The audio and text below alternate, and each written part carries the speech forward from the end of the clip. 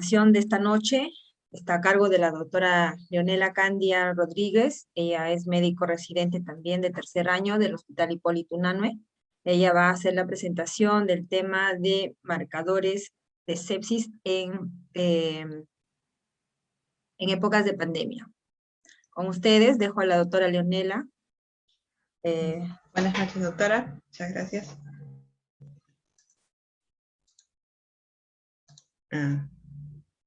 Buenas noches, ¿se escucha? Sí, doctora, sí lo escuchamos. Listo. Bueno, buenas noches con todos. Mi nombre es Leonela Candia. Primero, muy agradecida con la Asociación de Patología por darnos la oportunidad y a todos, bueno, saludarlos por esta semana de medicina de laboratorio. Esta noche yo voy a hablar acerca de los biomarcadores en tiempos de pandemia y, bueno, también voy a dar algunas reflexiones con respecto a lo aprendido en las experiencias en este último congreso de la LAPAC. Esos son los puntos que voy a tratar: la evolución de la sepsis, biomarcadores en COVID y nuestras conclusiones finales. Y para empezar, una breve reseña de lo que ha sido la historia de la sepsis, ¿no? Viene desde tiempo atrás, de los tiempos de Hipócrates, viene del griego sepo, que significa me descompenso. Desde ahí se han ido agregando diferentes conceptos, como por ejemplo el rol en la respuesta del huésped y otros marcadores, como vemos en la línea de marcadores, como el lactato, la leucocitosis, y desde los 80 la proteína C reactiva. Además de que también por esos años se introduce la idea de los biomarcadores para estos cuadros sépticos. Más o menos por los 90 también empiezan a haber los primeros consensos con respecto a las definiciones, y la primera definición era que la sepsis era la respuesta inflamatoria sistémica asociada a un foco infeccioso, ¿no? En un estado de hiperinflamación. Más adelante se agregan otros conceptos como este paradigma entre la respuesta inflamatoria y una respuesta antiinflamatoria compensatoria. Y vemos cómo en el pasar del tiempo se van agregando más biomarcadores, como la interleuquina 6, también por los años 80, o la procalcitonina, y ya para el 2000 un receptor de células mieloides, ¿no? Que se expresan en algunas células fagocíticas para lo que es la respuesta proinflamatoria. Ya en 2001 y el último consenso que se realizó en el 2016, ¿no? Este último consenso que da la última definición más actualizada de lo que es la sepsis, ¿no? Entonces, en esta última reunión de expertos internacionales de diferentes especialidades, la Sociedad Europea de Medicina de Cuidados Intensivos y la Sociedad de Cuidados Críticos, ¿no? Convocaron diferentes especialidades entre enfermedades infecciosas y quirúrgicas para hablar de los conceptos actuales de la sepsis en función a los cambios orgánicos, morfológicos, de biología celular, bioquímica y inmunológicos que se daban. Y se forjan nuevas definiciones más actualizadas, ¿no? Se tiene que valorar también que estos cuadros tienen signos y síntomas muy inespecíficos. Entonces, hay que ver los métodos para valorar los criterios clínicos, que deben incluir validez, confiabilidad, consistencia y disponibilidad, así como la justificación biológica de los mismos, ¿no? Entonces, se concluye y se determina como sepsis a una disfunción orgánica potencialmente mortal causada por una respuesta aberrante del huésped ante una infección. Además, también se agrega o se evidencia que la disfunción orgánica según la escala que, bueno, conocemos ahora como SOF, ¿no? Entonces, en resumen, la definición de sepsis es la respuesta aberrante, ¿no? Anormal del huésped ante un proceso infeccioso. Esta respuesta puede amplificarse por factores endógenos, y aquí el que tiene la mayor importancia es el sistema inmunológico. Va a haber una relación cambiante entre la respuesta proinflamatoria y antiinflamatoria. Así también es importante recalcar la heterogeneidad de la biología, la variación clínica entre pacientes y, bueno, la sobreexpresión de genes y el aumento de mediadores en la respuesta inmunitaria son las principales causas de síndromes de disfunción orgánica múltiple, debido al agotamiento rápido de nuestras reservas energéticas que van a conducir al final a un síndrome de inmunosupresión hipercatabólico y a una inflamación persistente. Bueno, como todos sabemos y recordando un poco de nuestra inmunología, ¿no? Esta sobreestimulación por los DAM, estos patrones asociados a daño como respuesta del huésped, ¿no? Ante un patógeno, vemos en esta línea de batalla a las células de defensa innata, recordando que tenemos dos receptores, los receptores extracelulares como el tipo TOL y los receptores intracelulares como el tipo NOD, que van a detectar patógenos intracelulares y en estos, sobre todo los virus intracelulares y nuestra batalla del día a día en esta pandemia ahora. Entonces, esos patógenos intracelulares van a fomentar la formación de inflasomas que contienen una gran cantidad de citoquinas que al final van a ser liberadas, potenciando o amplificando la respuesta del huésped, ¿no? Entonces, van a haber señales de alerta que se van a enviar al sistema circulatorio, ¿no? Que se van a expresar para estimular la producción de otros reactantes de fase aguda, como son la procalcitonina o la proteína C reactiva, ¿no? De estos biomarcadores, que es lo que vamos a hablar a continuación, son moléculas en general que pueden medirse objetivamente, y más que moléculas, son parámetros que pueden medirse objetivamente, como habíamos visto anteriormente en la definición de SIRS. Por ejemplo, se hablaba de frecuencia cardíaca, temperatura, leucocitos, ¿no? En este caso vamos a hablar de moléculas o biomoléculas que se pueden medir objetivamente, ¿no? Que son indicadores que nos van a ayudar a diferenciar entre un proceso biológico normal y otro patológico. Y van a representar los cambios bioquímicos que ocurren a nivel celular. ¿Y cuál es la importancia o la utilidad de estos biomarcadores en la sepsis o para qué nos van a servir? Para determinar diagnósticos tempranos, el pronóstico de nuestros pacientes y respuestas al tratamiento, si son efectivos o no nuestros tratamientos, o deberían serlo, y para diferenciar en la respuesta inflamatoria o es un proceso infeccioso, ¿no? Entonces, ¿cuál es el biomarcador ideal y cuáles son las características que debería tener? Debería ser fácil de interpretar, reproducible, rápido, ¿no? Dado la clínica del paciente y el estado en los que se encuentran, debe ser rápido, objetivo, específico, y muchos de los biomarcadores van a tener una debilidad en este punto. Impacto clínico, como lo hemos visto en esta pandemia, el laboratorio ha sobresalido mucho, ¿no? En lo que son la detección del virus, los controles, bueno, en el caso, por ejemplo, los perfiles COVID, muy conocidos durante la evaluación de los pacientes, el impacto clínico. Los niveles y las variaciones de interés, ¿no? Los controles que se hace, está mejorando, está siendo efectivo el tratamiento, y creo que un punto muy importante es la disponibilidad, porque no nos sirve tener un marcador ideal si no lo podemos tener disponible para nuestra población. Entonces, bueno, lamentablemente no existe un marcador de oro ideal para diagnosticar la sepsis. ¿Debido a qué? Debido a la variabilidad. Como hemos visto, la diferencia biológica entre pacientes va a poner muchas dificultades para identificar estos biomarcadores.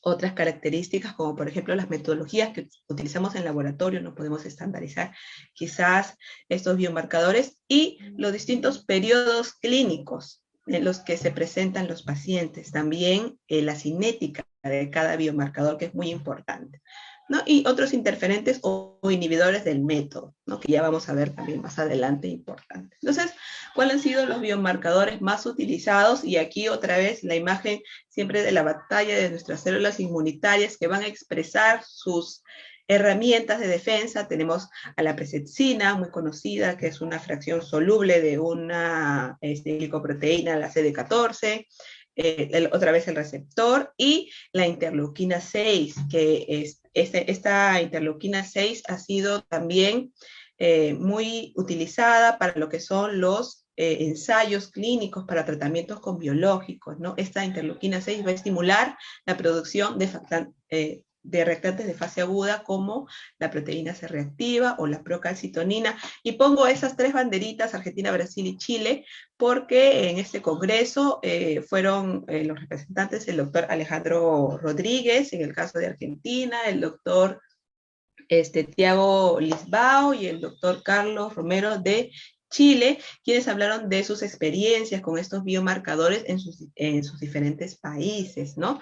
Y ellos, pues, utilizaron la proteína C reactiva, que es un marcador inflamatorio, el más utilizado, el más conocido, la procalcitonina, que es un marcador infeccioso, y vamos a ver cuál es la utilidad de este. Hablaron del dímero D, ¿no? Es importante, y aunque es un marcador que nos ayuda a diferenciar entre un proceso tromboembólico venoso, también es un marcador inflamatorio, no solo estos eventos.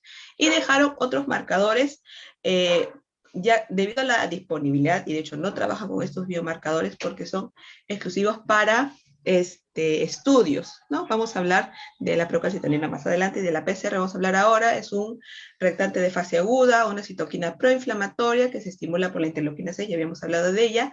Su función principal es la opsonización y su producción es principalmente hepática, aunque también hay una producción extrahepática, y esto ayuda en los casos de pacientes que tienen un daño hepático. Todavía se va a poder valorar la función de la procalcitonina, de la proteína C reactiva, ¿no? Aunque es inespecífica de infecciones, es más específica para procesos inflamatorios. Y vamos a ver la importancia de la cinética. Cuando inicia su elevación, que es las líneas punteadas de marrón, inicia a las 4 o 6 horas, su pico máximo que llega a las 36 y 48 horas, y su tiempo de vida de media de las 18 a 20 horas. Vamos a ver cuál es el valor clínico. Entonces, la variable es una variable cuantitativa, ¿no? Que estas variables, al ser cuantitativas, tienen que tener valores de referencia, puntos de corte. Y es muy difícil llegar a un punto de corte en la población porque tienen otros factores que pueden alterarse, como la edad, por ejemplo, la obesidad. Los consumidores de tabaco presentan elevación en la proteína C reactiva, y nosotros quizá al elevar el punto de corte también perdemos la especificidad de esta prueba. Entonces, la importancia o su utilidad clínica en realidad es en su cinética, en las determinaciones constantes que se hacen comparando si hay una elevación constante o empieza a disminuir, para ver si nuestro tratamiento ha sido efectivo, ¿no? Entonces, no hay beneficios claros en el diagnóstico, o sea, en la primera determinación, pero sí hay beneficios en el seguimiento, ¿no?, de los pacientes, y por ejemplo, en las guías terapéuticas, ¿no?, en la cinética, en el caso, por ejemplo, de los biológicos que están en boga ahora en el tratamiento del COVID, como el tocilizumab, ¿no?, que inhibe la señal de la interleuquina 6, como hemos visto, un estimulante para que se produzca esta proteína. Entonces, al inhibir se disminuye la producción, y obviamente vamos a ver una disminución en las siguientes determinaciones que se dan en los controles. La procalcitonina, en cambio, es un precursor, ¿no?, un péptido precursor de la calcitonina, que se encarga de la regulación del calcio, que en condiciones normales se va a producir por células tiroideas, y en procesos infecciosos se va a producir por sistemas extratiroideos. Y de estos sistemas extratiroideos, los principales, el sistema mononuclear fagocítico. Entonces, ¿qué lo hace un poco más específica? Es que su estimulación no solo son por factores humorales, como hemos visto en la interleuquina 6, o el factor de necrosis tumoral alfa, sino también por directamente endotoxinas de las bacterias, lo que lo hace más específica de infecciones bacterianas.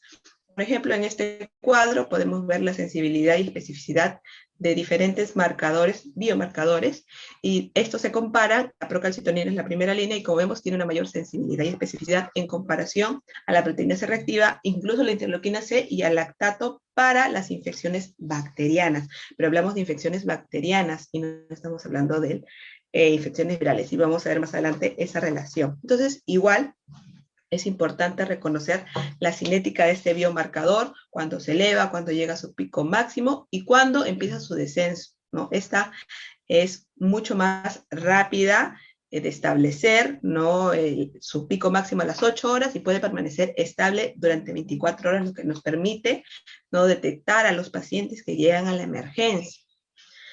Entonces, en el caso de las infecciones virales, las respuestas inflamatorias bacterianas van a producir, por ejemplo, interleuquina 1, interleuquina 6 y factor de necrosis tumoral alfa, que tienen una regulación positiva para la producción de procalcitonina. En el caso de infecciones virales, como es el COVID o la influenza H1N1, van a producir por la vía del interferón gamma, y esta tiene un feedback negativo, entonces no va a haber una elevación de procalcitonina como la vemos en las infecciones bacterianas. ¿Y cuál es la utilidad entonces? Nos sirve para ver coinfección bacteriana. ¿Y cuál es la importancia de esto? Tenemos muchos pacientes en los hospitalizados o no hospitalizados que están recibiendo terapia antibiótica de amplio espectro y no lo amerita. Muchos pacientes en casa que reciben terapia antibiótica porque el vecino, el familiar le dijo, a mí me indicaron esto y me fue muy bien, y en realidad no tienen indicación. Y últimamente, adicional a los pacientes que vienen con COVID, estamos viendo pacientes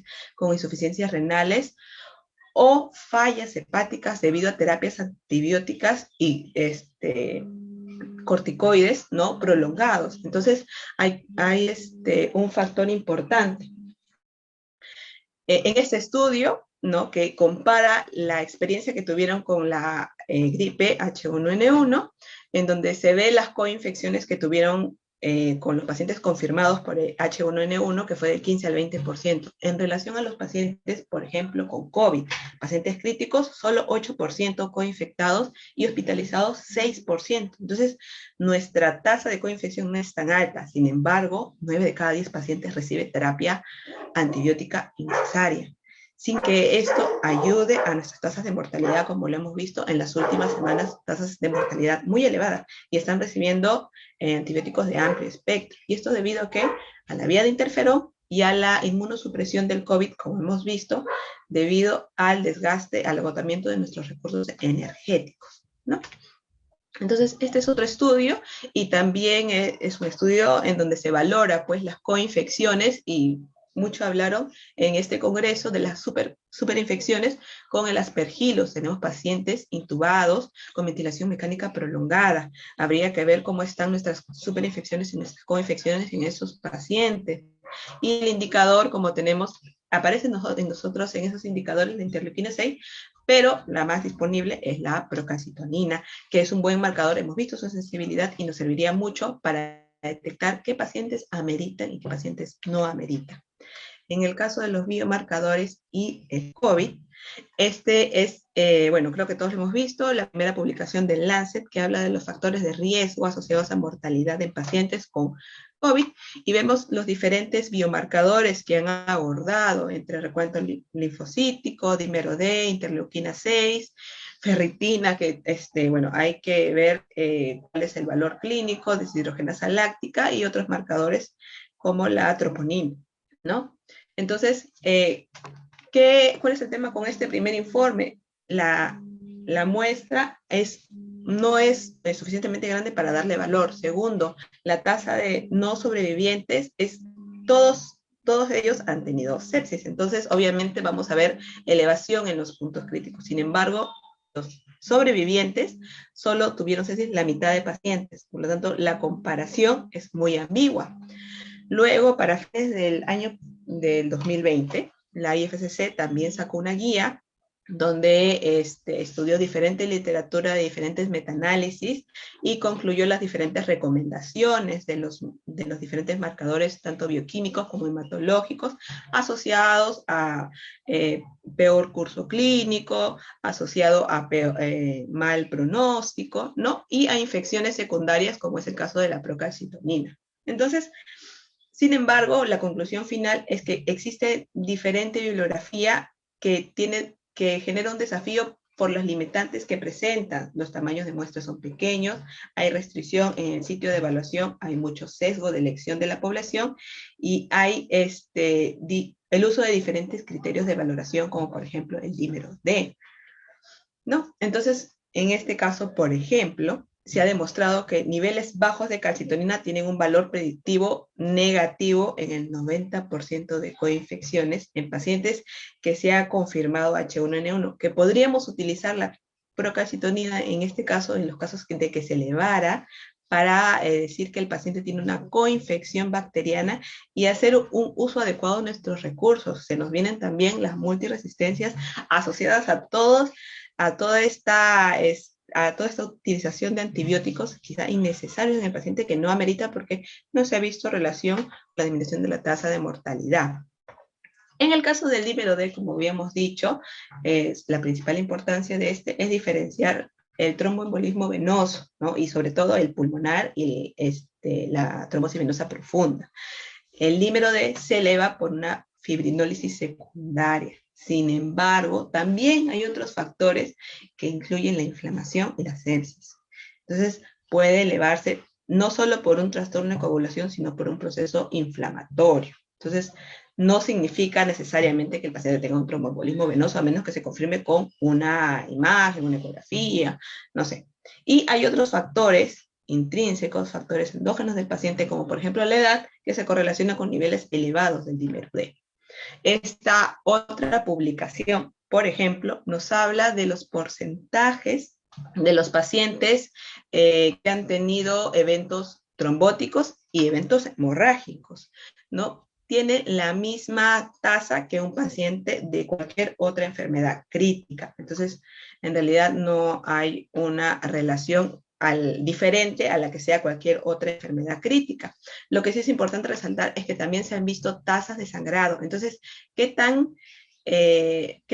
importante es estudiar y ver si realmente el paciente amerita una anticoagulación profiláctica, ¿no? Muchos de estos pacientes han tenido eventos y eventos de sangrados mayores, ¿no? Entonces, bueno, como habíamos dicho, los fenómenos trombolíticos son similares que otros pacientes, ¿no?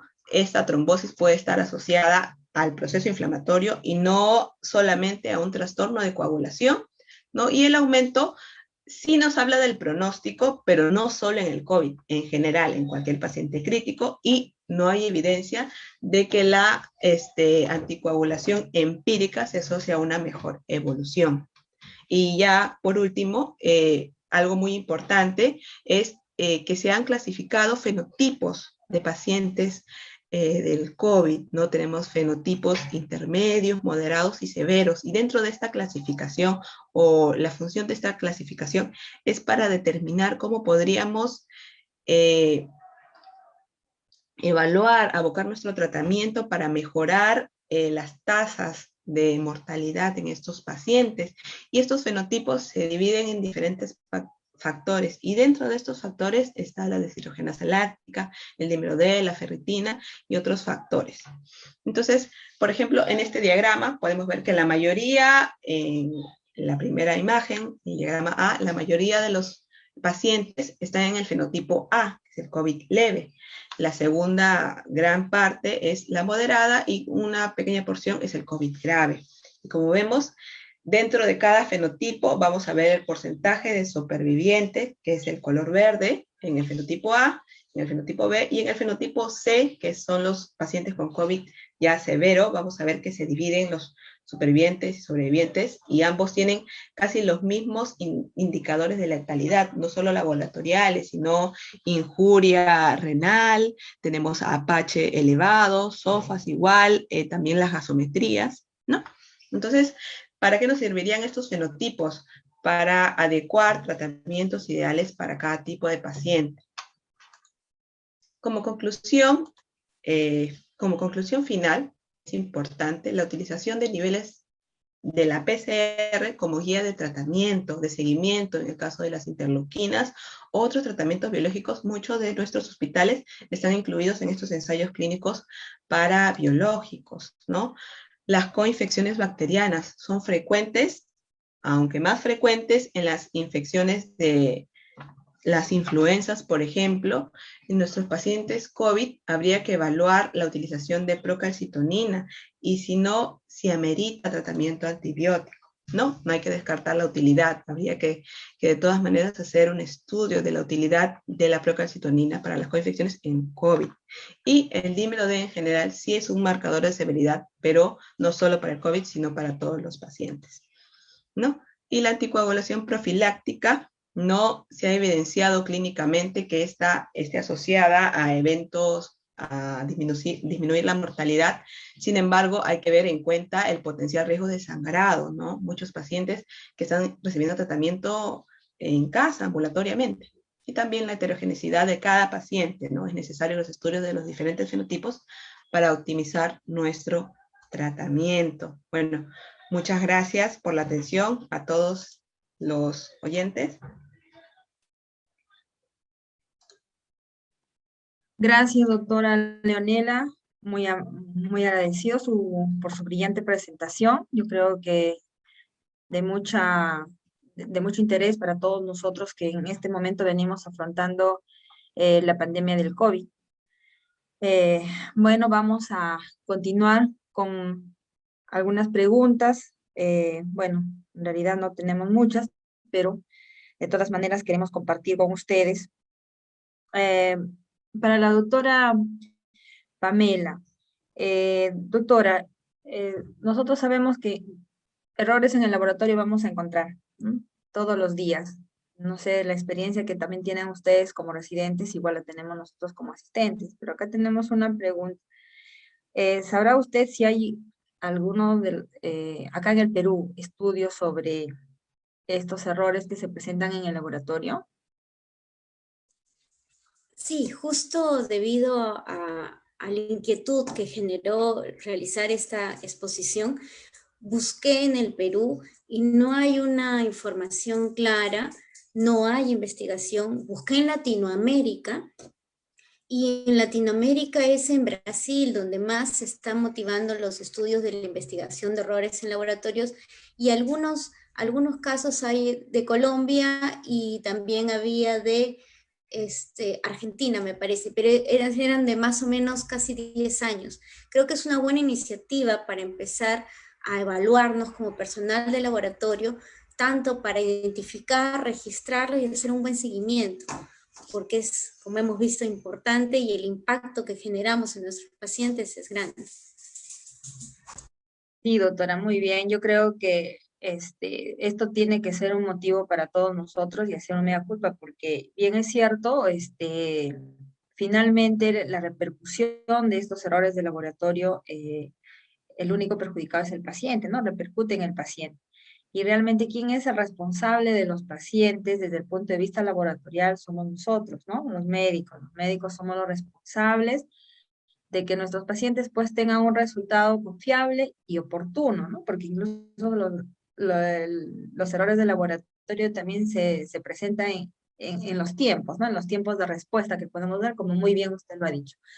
Entonces, mi pregunta era si usted en su experiencia como médico residente había logrado identificar de repente qué errores se han venido presentando con mayor repetición, ¿no? Porque hay errores que de repente sí podemos corregirlos o se presentan de manera, pues, eh, ¿qué le digo? De manera aleatoria, ¿no? Y hay otros que sí son muy persistentes, ¿no? En el día a día. No sé si usted en su experiencia como médico residente habrá logrado identificar y poder haber puesto alguna medida correctiva de repente. Sí, cuando uno empieza la residencia realmente pues es un mundo nuevo, estar en el laboratorio y he podido observar pues, por ejemplo, ¿no? En laboratorios que aún no cuentan con lo que es el sistema de LIS o el sistema de código de barras, muy constante es el error en la digitación para traspasar los informes, los resultados, y eso es constante y nosotros, por ejemplo, el equipo de residentes del hospital Daniel Acías Carrión, hemos puesto propuestas, hemos hablado con jefatura para lo que es impulsar, ¿no? Y tratar de que estos errores disminuyan.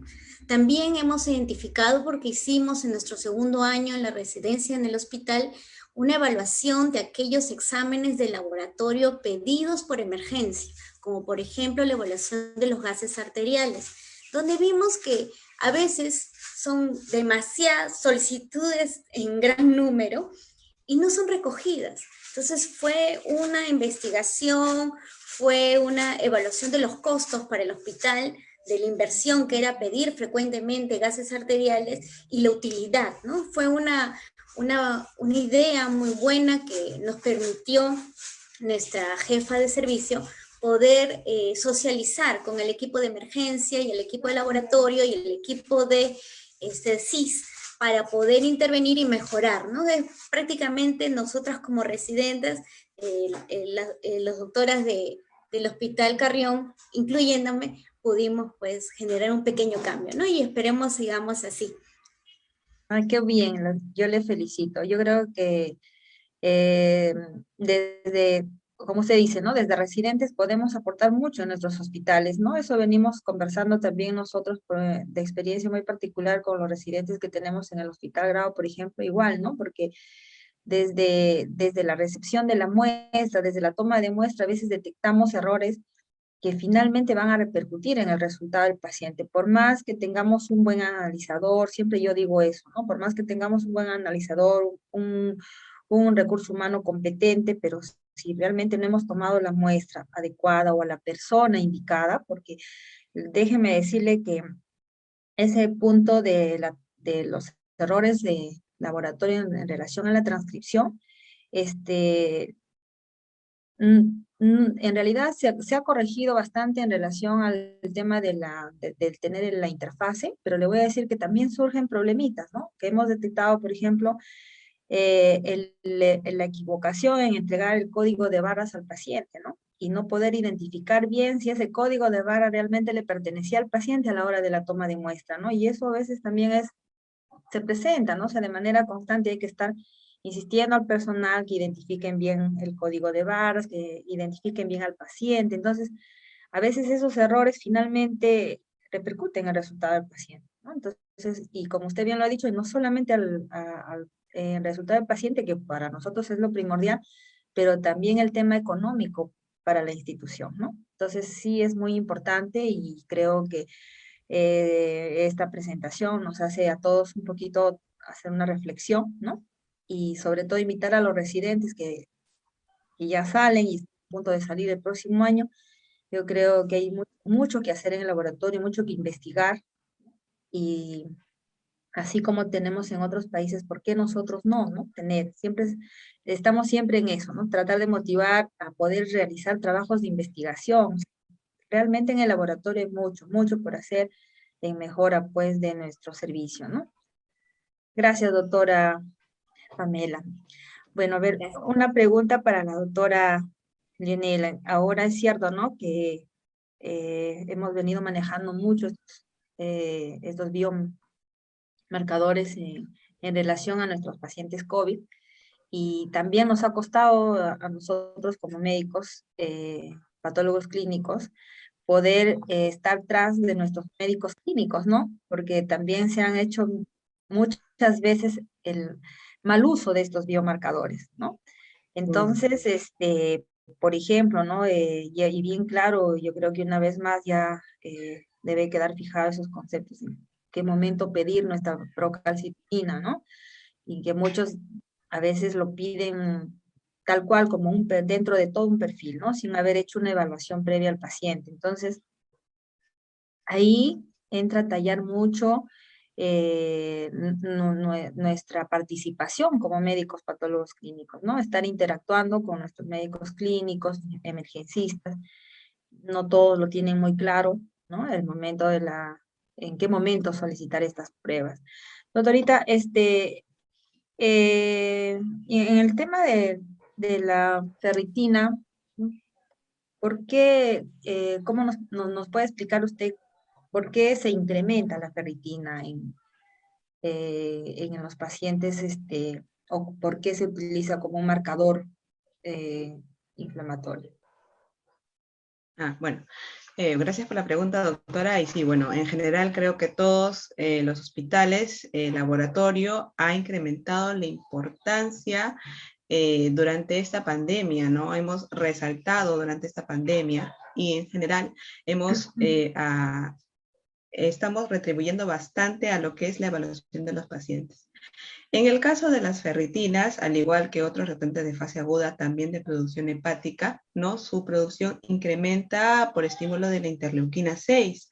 Ahora, muy bien, así como lo dije con la procalcitonina, así como lo dije con la proteína C reactiva, igual la ferritina es muy importante conocer la cinética y saber cuándo debemos hacer los controles, ¿no?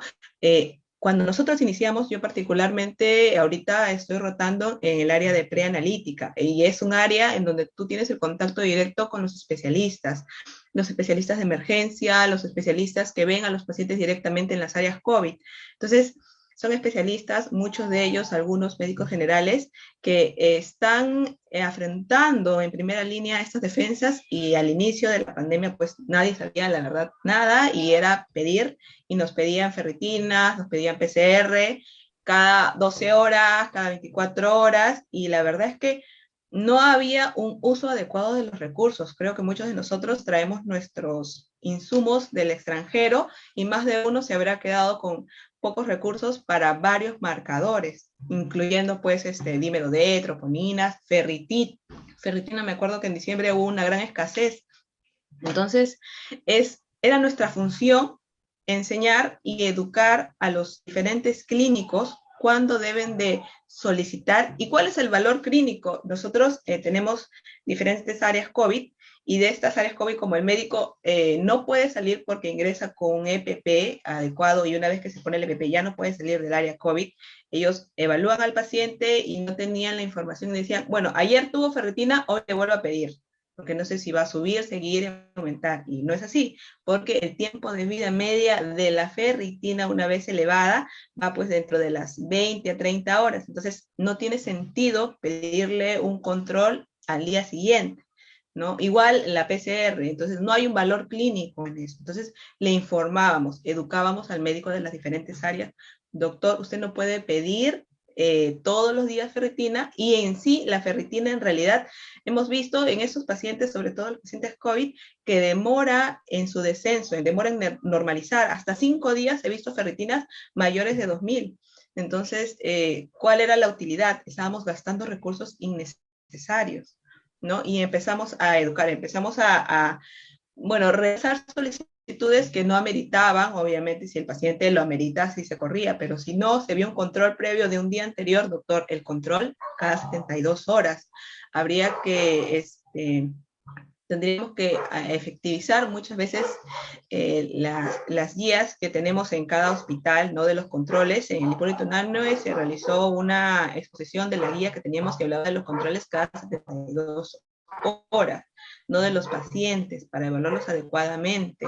Bueno, nosotros por el momento ahora no contamos con procalcitonina, espero que en algún momento podamos contar por procalcitonina, pero en esta época de pandemia la ferritina fue pues el boom, pero es básicamente, tiene casi la misma utilidad que la PCR, ¿no? Incluso la PCR es mucho más sensible, ¿no? Igual hay que evaluar cada paciente, es diferente, cada respuesta inmunológica es diferente, ¿no? Yo he tenido familiares en que he visto que sus controles después de una semana se han dado. Entonces hay que evaluar a cada paciente, sin embargo, la utilidad es la que nosotros conocemos como patólogos clínicos, es importante, nosotros tenemos que saber esa cinética porque si el doctor pide, doctores que no le puede pedir por eso, por eso, por eso. Y nosotros hemos aprendido ahí, en la guerra, en la batalla entre los clínicos, quirúrgicos y todo el mundo, a mejorar la eficacia del laboratorio.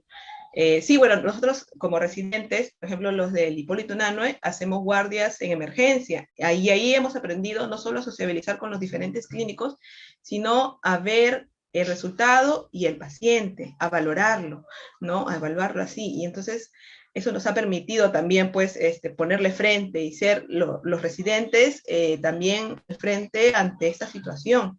Porque muchas veces vamos a estar, y ya estamos ya prácticamente a un paso de ser asistentes y estar dando la importancia, afrontando, dando la cara del laboratorio, ¿no? Y justificando por qué rechazamos y por qué no, y cuál es la utilidad. Muchas veces, bueno, nos hemos dado ahí unos encuentros intelectuales con los clínicos, pero se ha entendido. Y esa es, creo que, bueno, la parte la preanalítica, ¿no? El porqué de la solicitud, en la que va, el darle esa eficacia al laboratorio, y eso es nuestro aporte como patólogos clínicos, pues, ¿no? Así es, doctora. Bien, la felicito. Eso es hacer presencia, ¿no? Como médicos. Doctora, acá hacen una pregunta que querían que a usted amplíe sobre el valor de la ferritina. Como repito, ¿no? Ese marcador es casi similar a la PCR, ¿no? Está simulada inmunológicamente por la interleuquina 6 también, ¿no? Sabemos que es un marcador para un perfil de anemia, pero en estos casos es también un retante de fase aguda. Entonces, cuando decimos que el paciente es mayor o menor, los puntos de corte, ¿no? Cuando ese proceso inflamatorio pasó de ser un proceso inflamatorio, una sepsis, un factor pronóstico. Como hemos visto, y bueno, puse ahí la primera revisión que se dio en The Lancet, en donde sale la ferritina como un marcador importante, y ahí es donde todos se alocan y deciden pedir ferritina dentro de su perfil COVID. ¿Y cuál es la utilidad clínica? Pues no, he visto ferritinas más de 2.000, más de 2.000, más de 2.000 en varios pacientes, y la valoración clínica en realidad no compensa. Hay muchos estudios, la verdad es que las poblaciones de muchos metaanálisis son muy pequeños, entonces, ¿cómo comparar el valor de estas ferritinas? Bueno, yo creo que deberíamos sopesar y ampliar, incluso en nuestra población, porque nuestra población también tiene una diferencia, hay factores genéticos, la sobreexpresión genética de los biomarcadores y los mediadores inmunológicos también es diferente en los diferentes países.